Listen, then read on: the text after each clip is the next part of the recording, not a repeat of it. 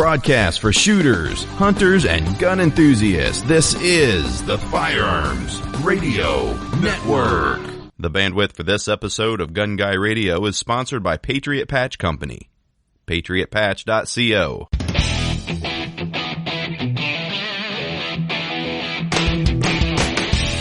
Welcome to episode 242 of Gun Guy Radio. This is a podcast that shines a positive light on the firearms lifestyle. I'm your host, Jake Challand, with co-host Zack Carlson.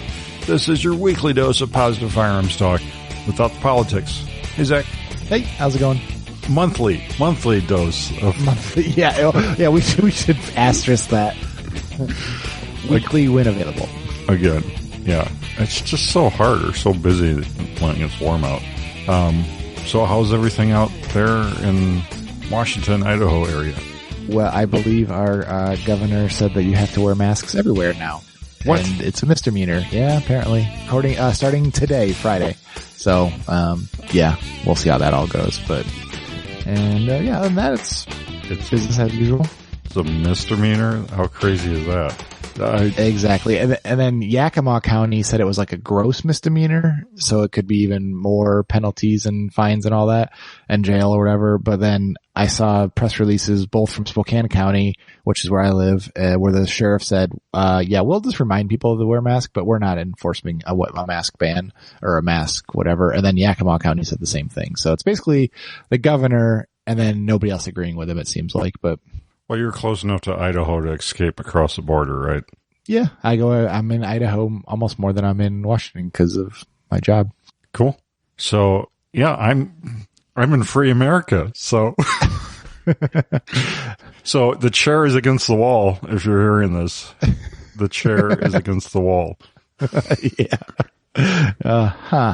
All right. Yes. Why are you wearing a Hawaiian shirt all of a sudden? Hey, this is floral. It's not necessarily Hawaiian, but yeah, I thought about starting a new company, BoogalooShirts.com or something, but I'd probably get shut down because now they're after us on the code words. I don't know. Can you? Well, I guess you probably could source some sweet Hawaiian shirts, but you probably need a bunch of 4X and 5Xs though. Can you get them that big? Yeah. When I was doing t-shirts a lot, I even had people request like up to like 10X or something. I'm like, whoa. Yeah. That's a parachute. Yeah. Wow. Wow, that made me lose my train of thought. I've seen some like retro patterns. You should make like tactical gear in Hawaiian print, like do mag pouches and stuff, and like load carrying, vests and stuff like that with that. Yeah, that's not a bad idea. Well, we have that tactical vest or tactical tux patch, and like that's one of my favorite patches. Yeah, people wanted that as a shirt, but I'm like, it's so hard to do as a shirt because it's different sizes, and like you say, there's guys that want all the way up to 4 or 5X. In the gun world, we're kind of on the heavier side. Yeah, you'd have to go with like a dye sublimation that they printed on there, right? So they can size it for each, because like a screen printed shirt, you have one screen print typically, unless you're buying a bunch of screens. Yeah, you're still. I mean, any process you're limited to the size of like the screen or the pattern or the print deck or whatever you're using.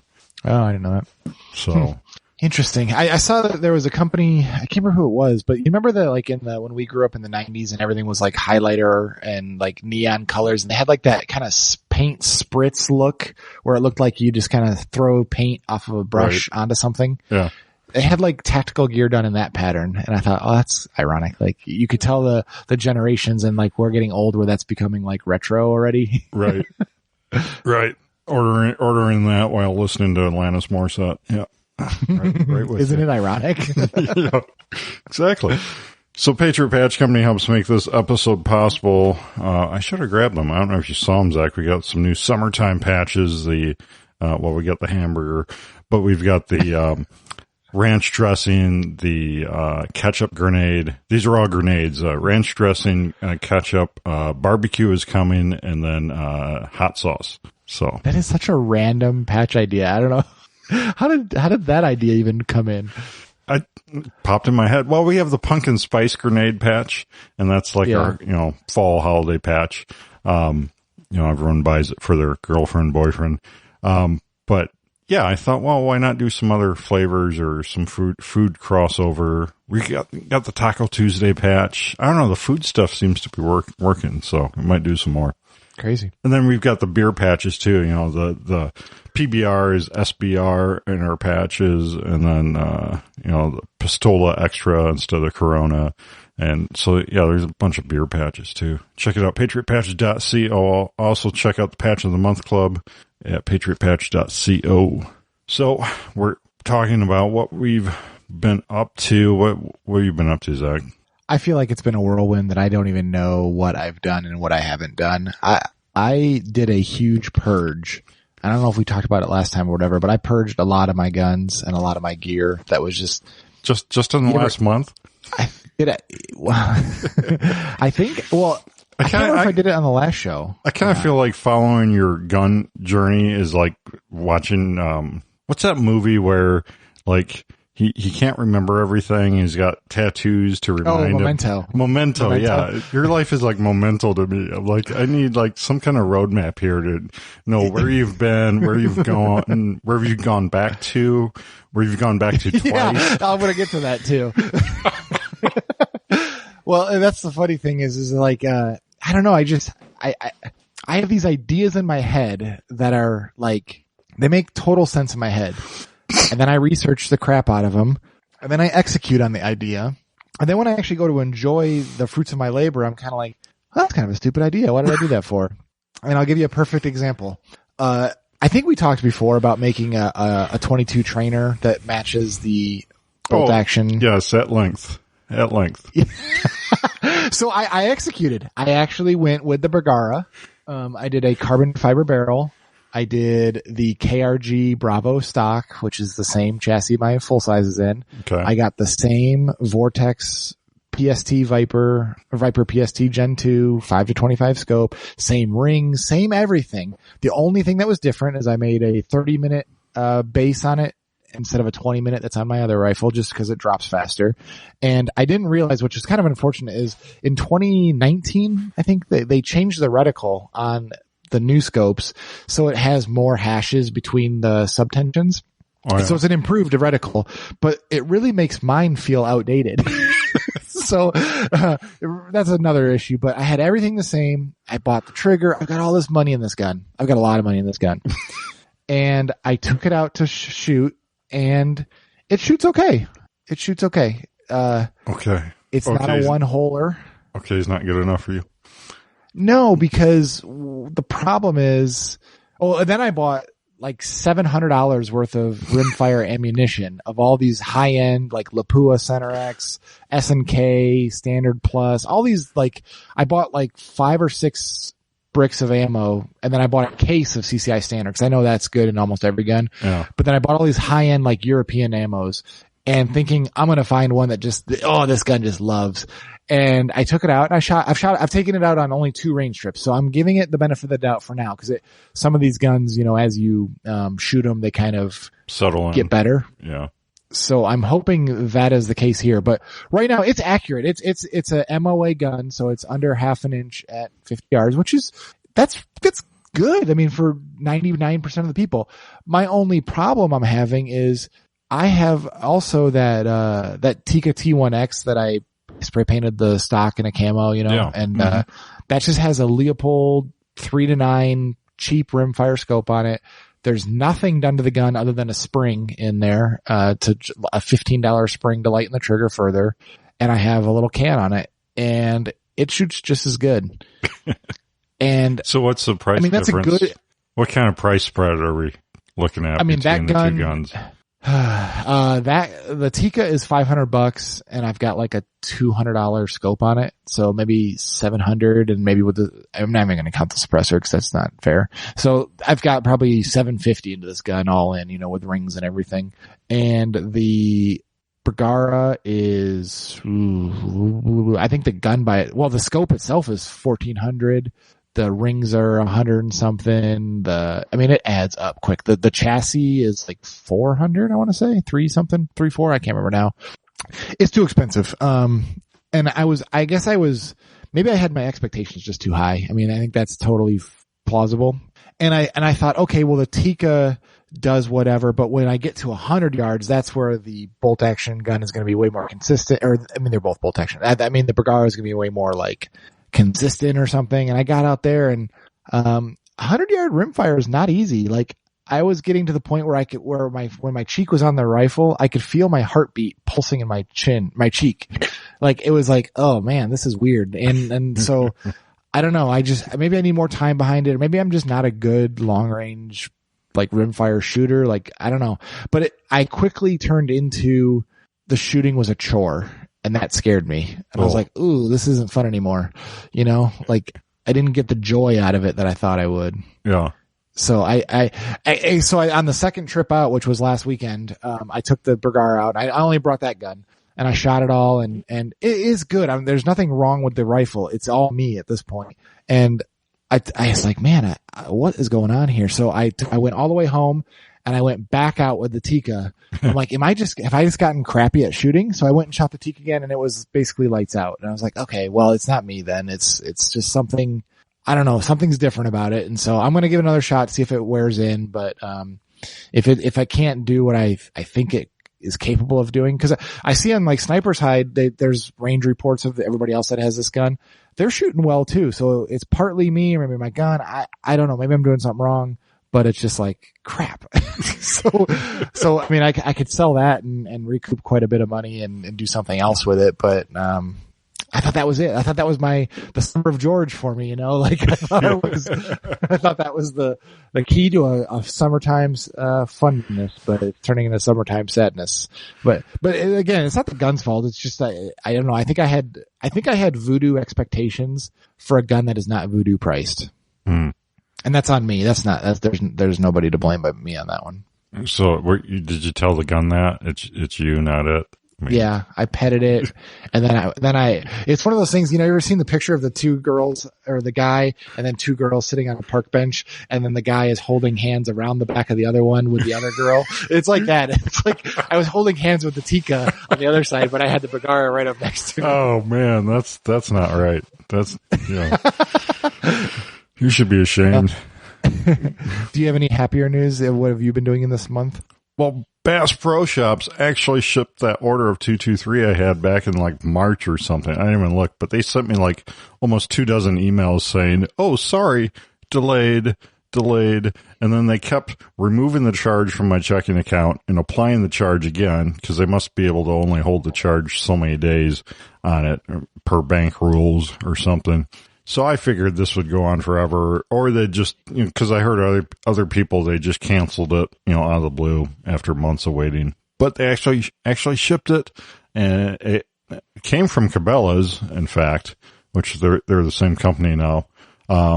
Shipped at FedEx, and it's 1,000 rounds in 2 different ammo cans. I totally didn't know it came in ammo cans, but like they put it in this like lightweight, like 32 ETC box or whatever you call them, the lightweight box with like a little packing material, box way too big for them.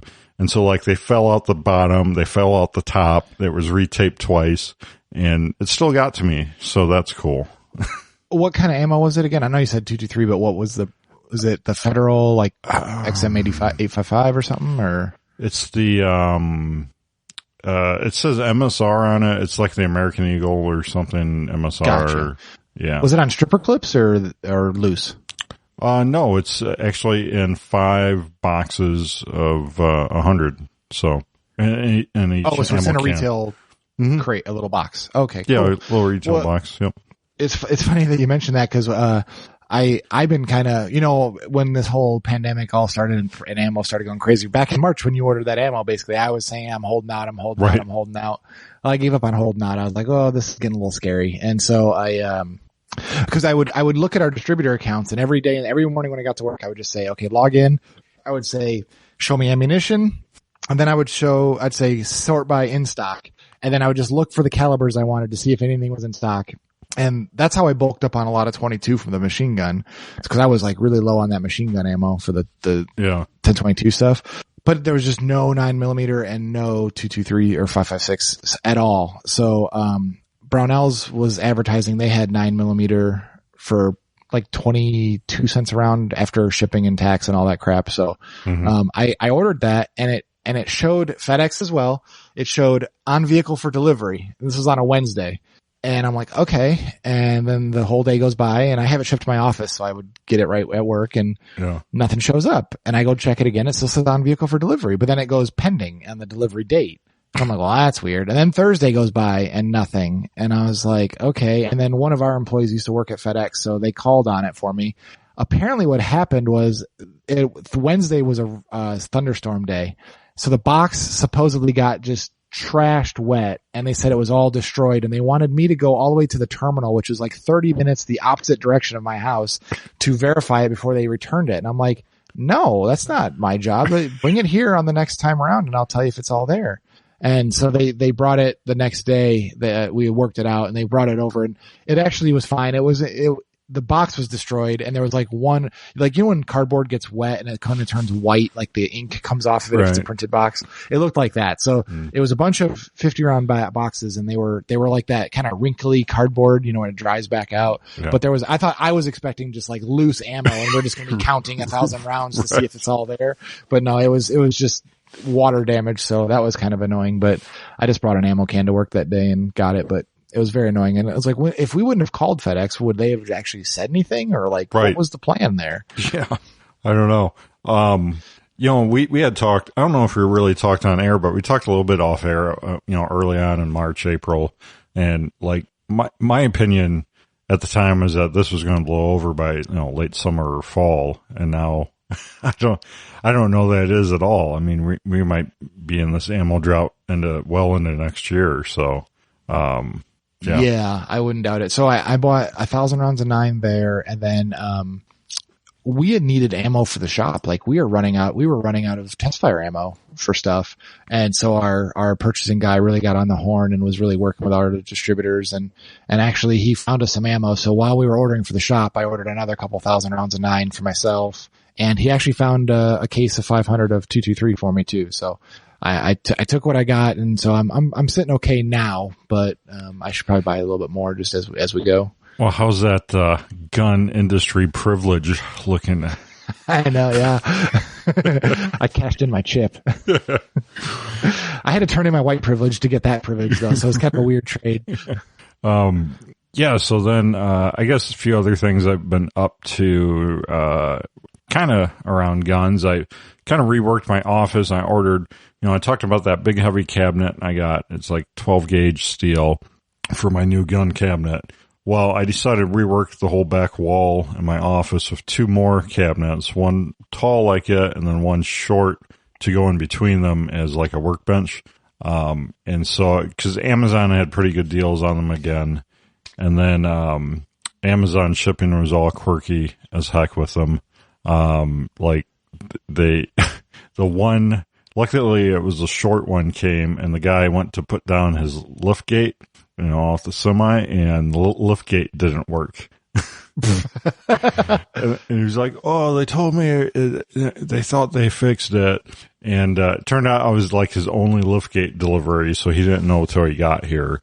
And so like there's like a battery box on the back of the truck that powers these, because apparently the lift gates are 12 volt and the trucks are 24 volt, so they got this convoluted system. But he pops open this battery box and like the batteries are all corroded and nasty. And I'm like, are you kidding me? So I like cleaned up all the connections on the battery and everything, but it still seemed like it wasn't getting any juice from the truck. And then I tried to jump it with my truck. It's still no go. So I'm like, a hillbilly story. So I'm like, okay, let's see if we can wrangle this thing out. So we got that one out, and then the same day, another carrier. So I ordered 3 cabinets, actually. Another one's out, a lightweight cabinet out in my shop. And 3 cabinets, same day, same order.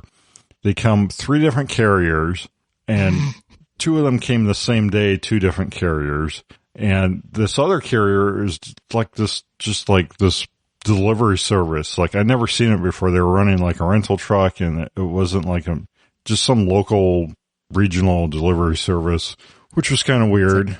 It's like Uber for deliveries, basically. Yeah, something like that. And then the shop cabinet came like a couple days later on a non-liftgate truck, like no liftgate at all.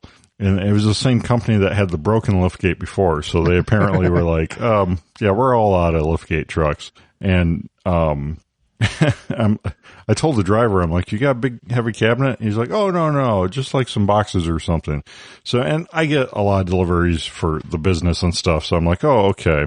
Like a lot of times stuff comes on, I don't know it's coming. But then he gets in there and he's like wrangling it. He wrangles it off the pallet onto the floor instead of moving it with the pallet jack. It's all the way in the front of the truck. And so he's like scraping it down his truck bed. And it turns out it is a cabinet. And so I'm like, hang on, let me jump. So I jump up in the back of the truck and I end up unpackaging it, which helps a little bit. And then we get it on his 2-wheel cart and then get it out, get flipped like down to like get it out horizontally out of the back of the truck. Just big, stupid ordeal with these cabinet deliveries with Amazon. I tell you what. See, you should have kept those free ones that they sent you the first time around. Well, that one is free, but the second one would have cost me, so I didn't accept that one.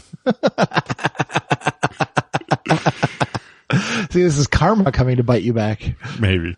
I don't know. I thought about I'm so busy. I haven't had time to. I was going to complain to Amazon, being like, "Hey, you didn't even send a liftgate truck the second time. Like, see if they count me or something." But whatever, got it done. And so these new cabinets have plenty of storage for ammo and more. And the other one is like a janitorial cabinet, so it's got like a long, like half of it is like a long slot for like brooms or whatever, but I figured I could put my longest guns in that one, and then it's got lots of shelving in it too, so I might have more than enough space, because I filled up the first one I got. It's packed. With guns? Because you only own like 2 guns. Well, I've got like, I don't know, like 4 cases of guns that I've never unpacked from the move that I need to put away, so there's that.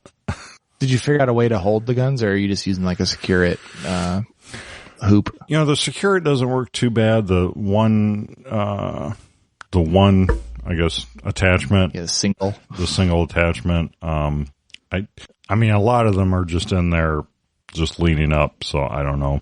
I might just like stick some Velcro to this other one and see what I can work out.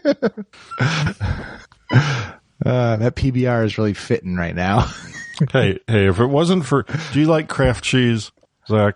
Like Kraft cheese, like the singles? Kraft, yeah. I mean, we wouldn't have Kraft cheese of today without Pabst Blue Ribbon beer, because during Prohibition, they switched over to cheese making to stay in business. And then after Prohibition, they switched back to beer and sold their cheese business to Kraft. Are these the things that you Google while you're drinking PBR? Maybe. Huh. Yeah, okay. Well, that's interesting factoid. I did not know that. Hey, I did get a new gun, but it's not here yet. Just one? It's been a month, Zach. You got one new gun? I may have bought and sold a few in that time, but this one's very important. Well, very special. I sold one of my ARs. I had a Springfield Saint that it was all done up with Cerakote and rail upgrades and all that. Ugh. Yeah, it was actually not bad of a gun. It never failed on me. I mean, it's a sample size of 1, obviously, so whatever. But I'm making noises about Springfield, the company itself. So you're carrying a Springfield, so don't tell me that. True, but I did not purchase it before they turned on Illinois gun owners. Well, didn't the Saint come out before that too? It was old. It was multiple years ago. I don't know. Regardless, let me see your receipt and let's line up the dates here and see how pro-gun you actually are. I got it right when they brought the Saint out. I bought it. It was the very first version that were all plastic handguards and all that. Oh, regardless, so I sold it. You bought into their giant media campaign. I see. Yeah, defend yourself. So I bought one of those and I sold it. And so I was down. Oh, and I sold, I had a PSA 10.5-inch pistol. Well, sorry to interrupt, but I'm curious, all kidding aside. So the Saint, I guess you describe that as like more of a mid-range price point AR, right? It's not like a budget AR, but it's a little bit above that as far as price point. I would call it I would call it like one step above like a Sport 2, like a Smith Sport 2. So in my mental picture, I see like Ruger, Smith & Wesson Sport, and then Springfield Saint. And the only reason I say that is like the furniture was a little bit nicer. Okay. It had a flip up metal rear sight, whereas the Saint at the time, or the Sport when I bought those, cause I bought two of those, one each at the same time. And, that came with, that. And then the furniture was nicer. And like it had a little bit of niceties, like the was nickel coated or whatever, nickel boron coated trigger groups. So all the hammer and trigger felt a little bit nicer. I mean, barely nicer, but nicer. And it had like the upper tensioning screw in the grip so you could, take any slop out of it. So very minimal things that were upgraded, but I would call those upgraded a little bit. And it was basically the same price. It was a little tad bit more expensive than the Smith when I bought mine. Oh, okay. So they're not a lot more. I was thinking they were like almost double what like a Sport 2 would be on sale. I had the base Saint because they didn't even come out with all the other variations that had the rails and anything on them. So this was like the very first one when they first came out. Well, I was just curious, like as far as selling it, like did you feel like you did all right on it? Yeah, I put too expensive of a rail on it. It had a Midwest Industries 15-inch lightweight rail on it, so that kind of hurt it a little bit. But it was already Cerakoted to match the gun, and it wasn't worth like taking off. Right. And I had already trashed the A2 front sight that I'd pulled off it, so I couldn't like put it back to stock or anything. So it was what it was like. But so I sold that, and I sold the Palmetto 10.5-inch pistol. I actually put it up for sale, but a guy just wanted the upper on it. And that was fine. So I sold he wanted I don't know. I had to break it up basically. So I sold it in parts, which was fine.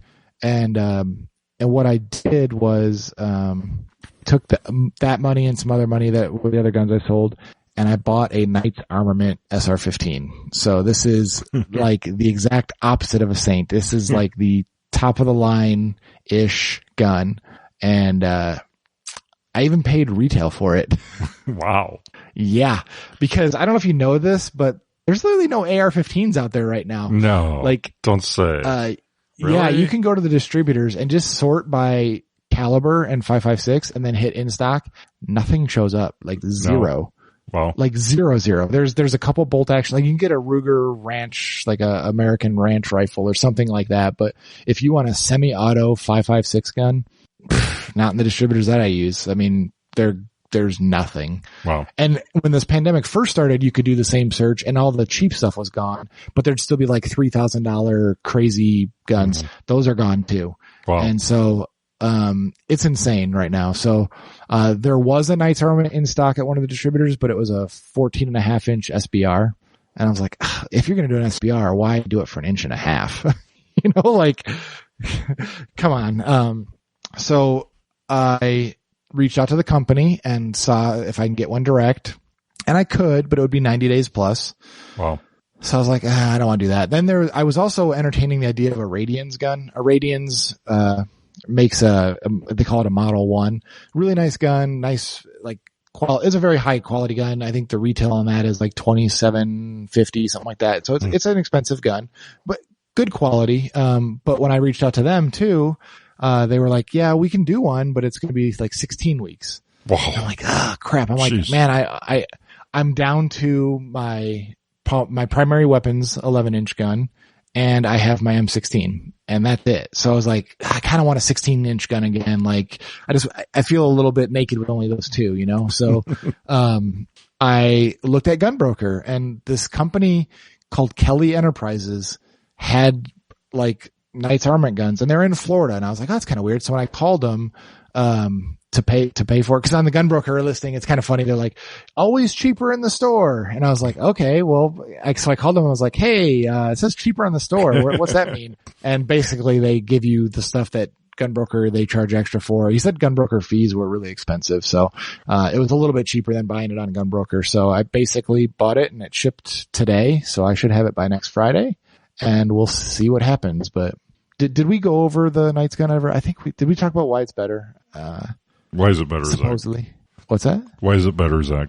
Well, supposedly. This is all what I read because I've never actually held one. But the big claim to fame on a Knights gun is their gas system. So, like a typical gas block goes on and it pins through or set screws on, and then it just basically aligns a hole in the gas block over a port in the barrel, and then a gas tube slips in, slip fit with a pin holding in it, right?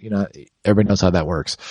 On a Knight's gun, the gas block goes on the barrel, and then there's a castle nut that goes in after it, and it torques the thing against the shoulder, so it holds it right where you want it. And then where the gas port comes out of the gas block, where the tube would go to, it's like a flared fitting, like a brake line. Okay. So it actually has a spigot with a threaded, compression fitting on it.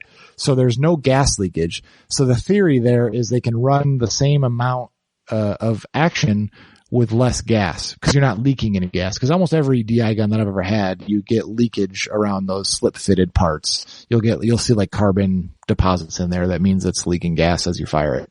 So it's supposed to run soft. And the other part is, on a typical, the bolts, the locking lugs of a bolt carrier, how they're squared off teeth. And then that goes into a squared off receptacle in the barrel extension. Well, their system has rounded lugs, so it's supposed to unlock easier, which then requires even less gas to operate. So it's supposed to be a really soft shooting gun, even though, 5.56 is pretty soft shooting to start with, but it's supposed to be like you notice it, supposedly. Now, I say supposedly because I've never shot one, so this could all be rumor BS stuff, and I'm just making it worse by saying it, but. And Zach will have a pretty sweet Knight's Armament gun for sale in about a month. Yeah, maybe. Yeah, you're probably not that far off. But, and then the extractor, how the extractor on an AR-15 is just like a one long thing with one spring behind it to pivot, to keep the tension on it. They have one called like a whale tail. So it goes out and it goes wide, and there's dual springs side by side to keep even more tension on the extractor. So it's supposed to be more reliable there. All the little things, full ambi lower, but my primary has a full ambi lower and all that stuff. So it's just supposed to be like a really high quality rifle. We'll see. It comes with nice sights. They have those. Those sights by themselves are like $300 iron sights, the flip up irons that they come with. Yeah. So it's just a nice gun, supposedly. I keep saying supposedly because we'll see how it stacks up to the Tika. How about that? Yeah, exactly. So now but where I was saying about coming back to things and all that in your memento roadmap. Uh-huh. So I had sold my ACOG. I've had probably 4 ACOGs in my time, like buy, sell, whatever, and I keep coming back to them. And this Knight's gun doesn't have an optic on it right now, and I don't know exactly what I'm going to do for optic.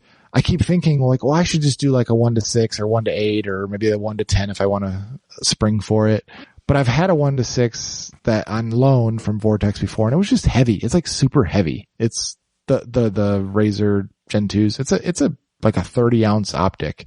Wow. That's a heavy optic for 1-6. It's really nice. It's built well. It's clear as day. It's got a true 1X. It's nice, but that's a lot of weight. Yeah. And, for comparison, the ACOG I like is about 9 ounces.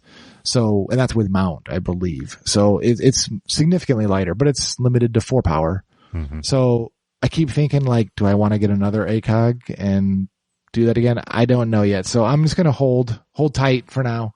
Yep. Just hold tight. I'm going to put a red dot on it. I think I have a spare Hollow Sun. I'm going to put on it for now, and then I'll deal with it after I think a little bit more and save a little more. I'm out of money now. I keep seeing these Facebook deals pop up with like half price ACOGs and stuff. How are they doing that? You see the ones that have like lasers and green and red? No, all these say they're real ACOGs, half price. Uh-huh. Yeah. Well, you buy one and tell me and review it on the show. And then when you don't. Oh, I will buy an eBay ACOG here at some point and mess around with it for sure. Or a gun show special. Yeah. Well, speaking of gun show specials, I believe the gun shows have started back up around here. So, in Idaho, at least there's an Idaho gun show this weekend. There you go. Are you going? No, I don't want to go to a gun show. Yeah. I'm right with you, but, I don't know. I'll probably go to the next one around here. They actually had a 10 mil high point carbine that I really wish I would have bought last time. It was a really good deal. Okay. Whatever you want. Thanks, dear. But yeah, that's, I don't know, that Knight's Armament gun. They do look like super awesome guns. I make fun of it, all day long, but. And supposedly they hold their value pretty darn well because it's a known quantity. Especially now that you can't buy any ARs. Yeah. Well, I bought it now. And I bought it right off of Gunbroker. So, they're out there. They're just, what I was getting to the Kelly Enterprise, apparently he's like their biggest Knight's Armament stocking dealer out there. That's not like really a big company. He must have found his niche and just went with it. I don't know. I guess. Wow. I never heard of it, but I looked at his website. It's like kellyenterprises.net, I think. No EF before the Y. And like there's a lot of high end guns on there. So I guess he does something. I've just never heard of him, but that doesn't mean anything. He's got all that, you said he was in Florida. He's got all those retirees that got a bunch of money that are like, give me a nice AR. Give me one of those nice, assault rifles, before that's what AR stands for, Yeah, I hear my NRA magazine says they're banning them. So, yeah. Well, that's one thing, that also is a conundrum with this gun. They make their own suppressors that connect to their muzzle device nicely. And supposedly it's tuned for the gas system. So I'm going to try it with my suppressors. I'm not happy with it. Are you jumping suppressor platforms after deeply investing in the Q? I hope not, but I'm just worried that it's not going to work well with the other cans, but I'm going to try them and go for it. Speaking of the Q, I totally screwed up. So remember when I put Rockset on a Q muzzle device and mounted it to my old M16 barrel, that 10.5 inch barrel or 11.5 inch, and it wasn't shooting straight. And we figured out it was actually the barrel. After all said and done, it was the barrel. I'd already trashed the upper, but the barrel was actually the culprit. So to do the warranty process, I went to go take the end off. I couldn't get it off, and it's supposed to be able to just soak in water. So I soaked it in water. I put it in boiling water for a very long time. I put it in the ultrasonic cleaner to try to get in there. I let it sit in water overnight, 12 for overnight and my whole work day. Since when does water help metals come apart? I don't understand that. Because it dissolves the Rockset. The Rockset is like, how heat does red Loctite. This is water breaks down the ceramics in Rockset. Rockset is a ceramic slurry basically. Yeah. And the water breaks it down. Well, I think the problem was the water has to have an entry point to get to the threading to actually break it down. Well, the way the Q butts up to that shoulder so nicely, it creates such a good seal that it didn't actually give the water a place to penetrate. And this is the other thing. So I had my vise is a Harbor Freight special 4 or 5 inch vise on a bench. Is it recalled? I hope not, but it doesn't matter anymore because I'll get to that. I got so frustrated because I literally broke. So on these Q muzzle devices, you need a thin wall socket to fit in there to get it. And you need the most thin wall sockets are 1/4 inch drives. So I put a 1/4 inch drive on it. Well, and then I put a regular size ratchet on there with like those little adapters that step down from 1/2 to 3/8 to 1/4. It's sheared off the 1/4 inch tit on the adapter on 3 adapters. I just twisted them right off. And so then I said, okay, I'm going to use a ratchet this time. I broke 2 ratchets on it. Then I said, okay, I'm going to do it again. And I broke, what did I break? It's been a while now. I think I actually broke a socket on it too. Then finally it stripped enough that the sockets weren't grabbing. So I was like, well, it's already done now. So I said, I'm going to get this thing off one way or another. I flipped the barrel around and I put the Q muzzle device in the vice jaws directly and I cranked on it. And then I took a piece of wood through the A frame of the front sight post and used it as a twist lever, and it kept slipping. So I was like, shit. Okay. So I gotta get this vise tighter. So I put a cheater bar on the handle of the vise and I turned it. And I remember I said, this is a Harbor Freight special. The damn vise broke in half. the whole casting of the jaw, the whole jaw, the cast iron or cast whatever they make it out of, literally cracked. The whole ice just flopped over when it was done. And so I said, well, that's it for me. This thing won. So then this whole thing, I had to buy a whole nother vise. And so I'm done with it. I threw it away. I just said, if it comes down, when I need another barrel, I'll just bandsaw the thing down and have it rethreaded down again shorter. But I'm done with it. I'm not gonna, it won the battle. And then when I went to Harbor Freight to go pick up another vise, we were in Idaho. We were in Coeur d'Alene, Idaho, and we were checking out. We're waiting to check out, and this gentleman of color was checking out, and he looked like he didn't really know what he was doing there. He was a younger guy, and then as he's checking out, I didn't even see what he was buying. But then he goes, "Hey, do you guys sell megaphones?" The guy's like, "Yeah, right down there." He goes, and he went and he bought a Harbor Freight megaphone, and then he comes by and he goes, "Do these need batteries or anything?" And I'm like, I looked at my wife like, that guy's going to a protest. I guarantee it. Like, there's no, I mean, what are the odds of those circumstances happening without going to a protest or a riot or whatever you want to call it? I just thought it was so weird. Well, I'm shocked Harbor Freight carries megaphones. I'm sure it was like one of those little, like, toy ones, like, it didn't look big. So, but I didn't want to be too obviously like paying attention to his, I was in a whole different lane. So yeah, it was very strange. So your Harbor Freight replacement vise working out? Yes, but I'm not going to put a cheater bar on the handle. If I can't put enough torque on the handle with just my hands, I'm not going to push it any further. And then I thought maybe I'll just get a bigger vise, like a real big one. But that's actually more of a pain in the butt sometimes with the small gun stuff. And I just bought all those soft jaws. I bought a bunch of 4.5-inch soft jaws in different configurations, like rubber and plastic and all that. And I'm like, I don't want to mess with that, because if I get too big, then it's going to be weird and it won't fit right. So yeah. Well, so are you thinking you're going to move away from the Q setup then, or? No, I just don't think I need to put, I was putting, rock set on the stuff just to be like preemptive so they didn't come apart. Like and I think, so I put some, so it's just like it looks like clear glue, basically. It's just liquid. It's a clear liquid, and it's not the consistency of water, but it's not really gel either. It's kind of in that medium viscosity.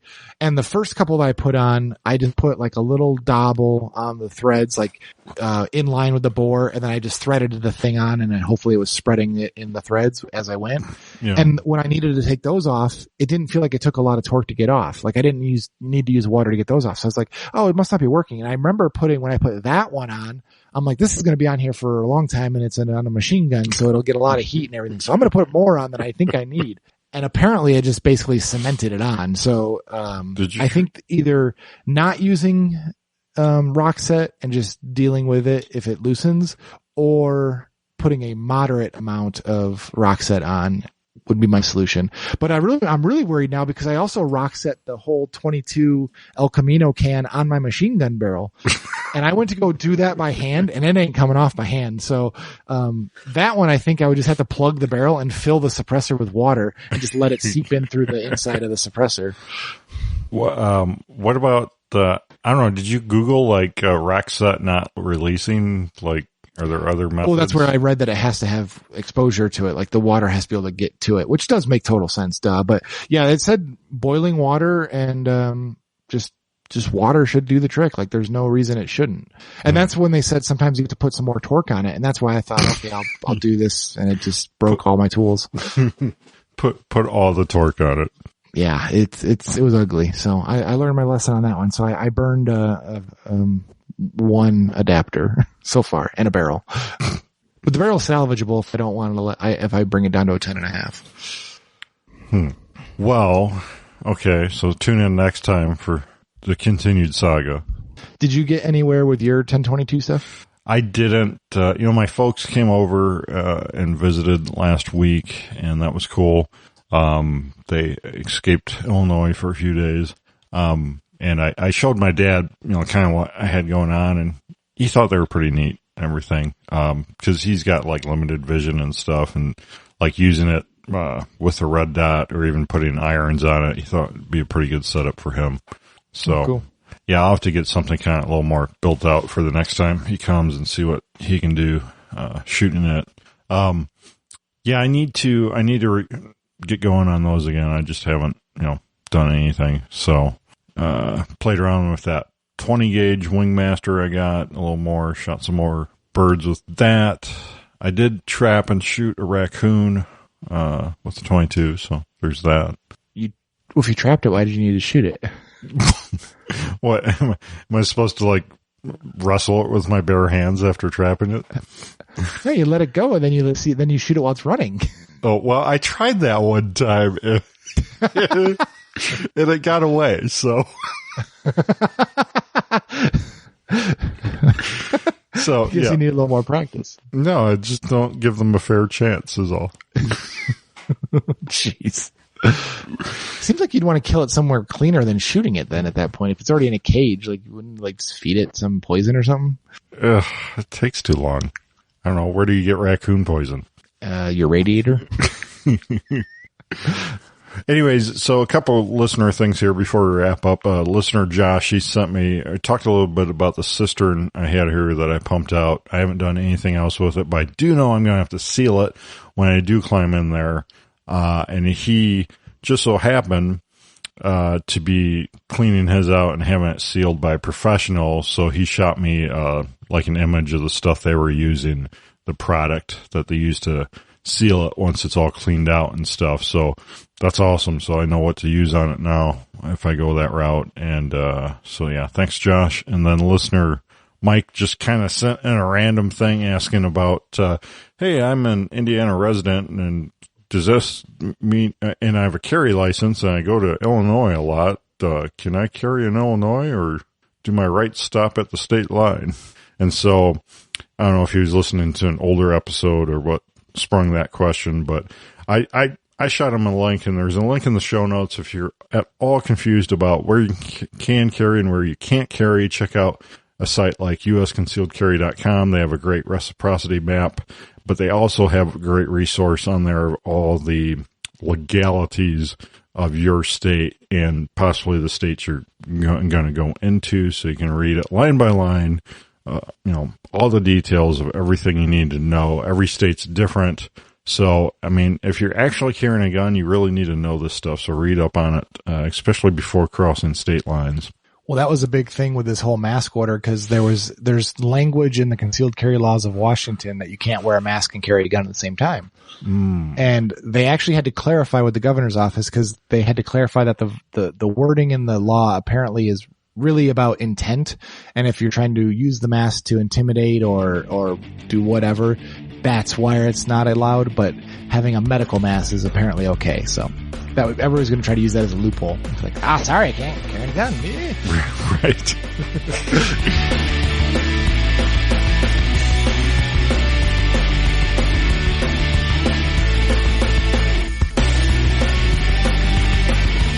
Patriot Patch Company helps make this episode possible. Check out the Patch of the Month Club. Got a great patch for the month of July here, patriotpatch.co. And also a bunch of new patches in stock, patriotpatch.co. Zach, where can, let me plug Ryan real quick. If you're looking for website design, graphic design, check out RyanCrossHunterDesign.com. And Zach, where can people connect with you online? Oh, take a look at the show notes, that big post with everything. It's probably in your podcast player right now. There's a YouTube link and a RangeHot link, and check it out. Cool. And you can reach out to us. I might not get back to you right away or at all, but we'll try to share it on the show, gunguyradio@gmail.com. Don't forget to check out all the other awesome shows here on the Firearms Radio Network. That's about a wrap. Thank you, Zach. See you next month.